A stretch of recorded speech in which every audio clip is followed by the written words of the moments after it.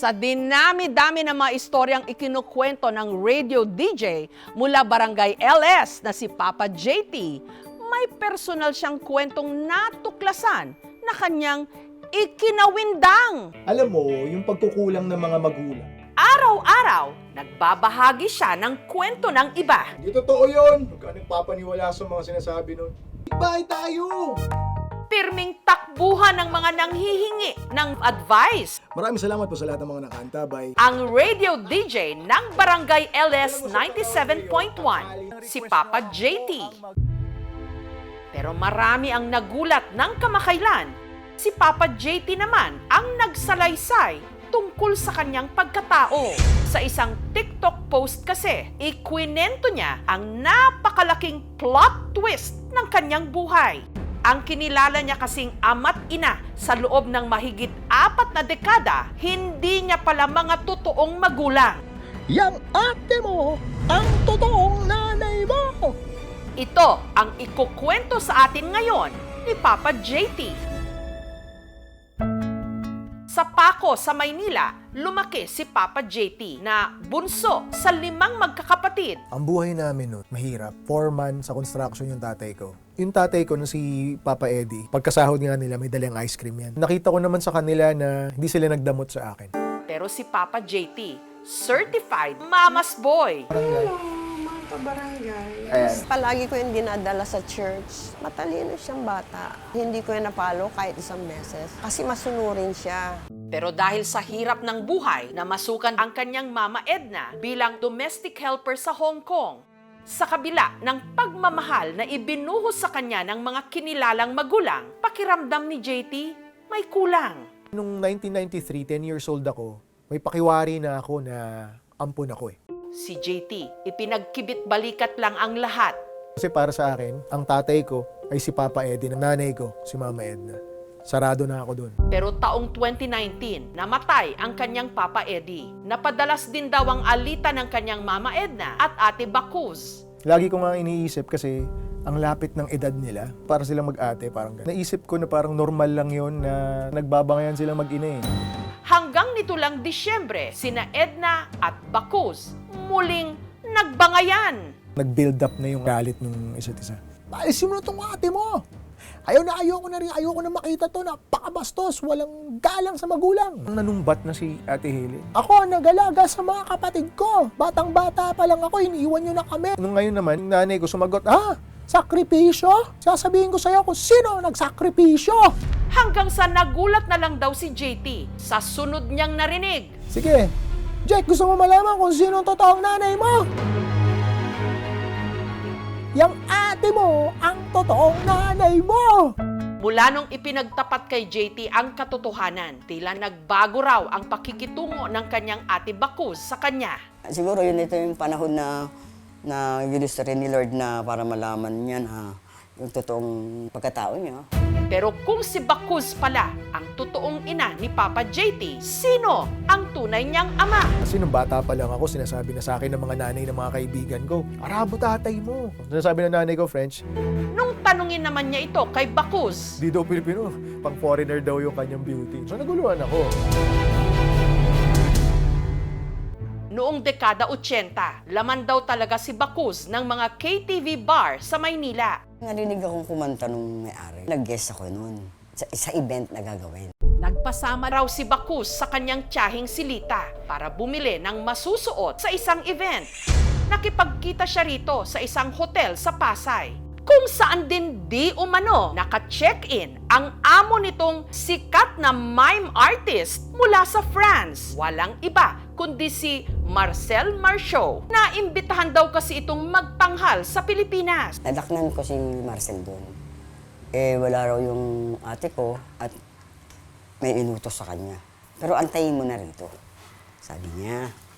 Si Marcel Marceau, tila na love at first sight daw kay Bacuz. Gusto daw niya ako. Hanggang ang kanilang pagkikita na uwi sa Kapusukan. Wala hindi na kami nagkita no afternoon. Pero ang hindi alam ni Bacuz, ang nangyari sa kanila, magbubunga. Gusto ko nga patayin eh. Bakit mo ginanyan yung anak ko? Ang ina ni Bacuz na si Mama Edna, nakausap pa raw noon sa telepono si Marcel. I'm looking for Lita. I'm talking with Marcel Marceau. Kaya doon alam ko na Marcel Marceau ang tatay niya. Pero si Bacuz nagdesisyon na huwag ipaalam kay Marcel Marceau na di umano may anak pala sila. Hindi ko pa siya kakayanin na palakihin na gano'n. O, paano ko siya bubuhayin? Sinabi ng papa ko na, sige, tuloy mo na lang yan at ako nang mag-aalaga niya. Kaya mula nung ipinanganak ni Bacuz si JT, sina Mama Edna at Papa Eddie na ang kinilala niyang mga magulang. Hindi naman naging mabigat sa akin yun. Kasi talagang inano ko sa puso ko na anak ko siya. Ang guilt ko lang talaga yung nagsisinungaling. Kaya nung nag-away sina Mama Edna at Bacuz nito lang Disyembre, hindi na raw ito nakapagtimpi pa. Sabi ko, tumatanda na kasi ako, Lord. Gusto ko may pagtapat sa Kanya na sa tamang mahabang pangunawa niya. Kung ang tanong kumbinsido ba ako na si Bacuz o si Ate Helen ang totoong nanay ko? Oo. 100% yun. Kasi yung nanay ko, nakita niya na buntis si ate. At ako yung lumabas. Naniniwala naman kaya si Papa JT na ang sikat na French mime artist na si Marcel Marceau ang tunay niyang ama? Mukha bang French to? Mas mukha itong Middle Eastern. Gusto ko lang malaman. Shawarma ba to o croissant? Para kumpirmahin ang salaysay ni Bacuz, kailangang matunton ang tiyahin niyang si Lita.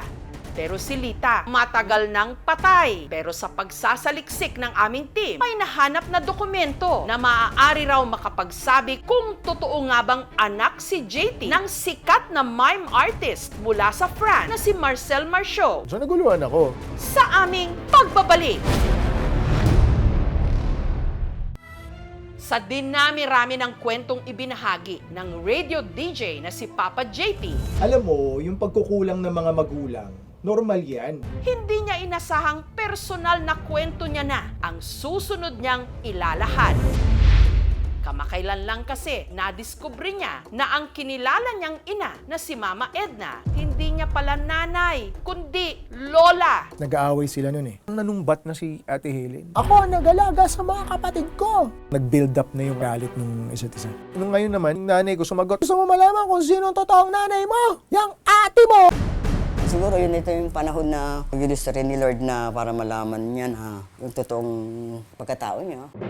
At ang tunay raw na ama niya, di umano, ang sikat na mime artist mula sa France, si Marcel Marceau. Nadaknan ko si Marcel doon. Gusto daw niya ako. Mukha bang French to? Mas mukha itong Middle Eastern.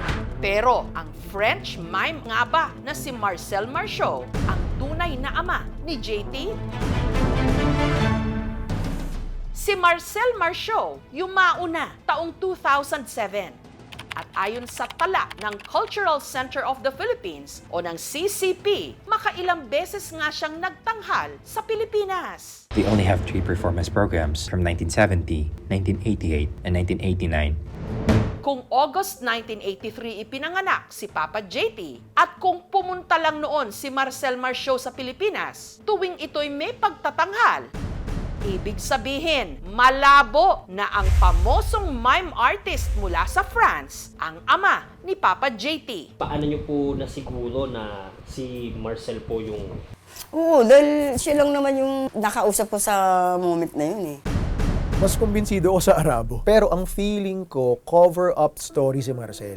Maraming salamat ma, siyempre. Napalaki mo si Jack ng pogi, mabait. Gampanan mo yung dapat kong gampanan. Kung ano man yung labis na pagmamahal mo sa akin, ganon din yung gawin mo sa ate mo. Kasi ikaw ay nanggaling sa kanya. Wala naman akong hiling para magpakain na siya. Hindi. Kasi itong dynamics namin okay na to Ang nanay ko talaga ito. Nalaman ko na nanay ko siya biologically. Natutuwa ako. Kukumpleto yun sa mga pirasong wala Bubuo yun sa'yo Hindi man kilala sa ngayon ni Papa JT ang totoo niyang ama. Hindi niya ito itinuturing na kakulangan sa kanyang pagkatao. Pakiramdam daw niya, buong buo pa rin siya dahil meron siyang hindi lang isa, kundi dala-dalawang ina.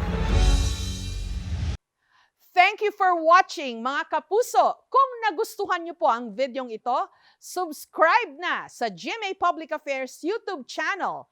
And don't forget to hit the bell button for our latest updates.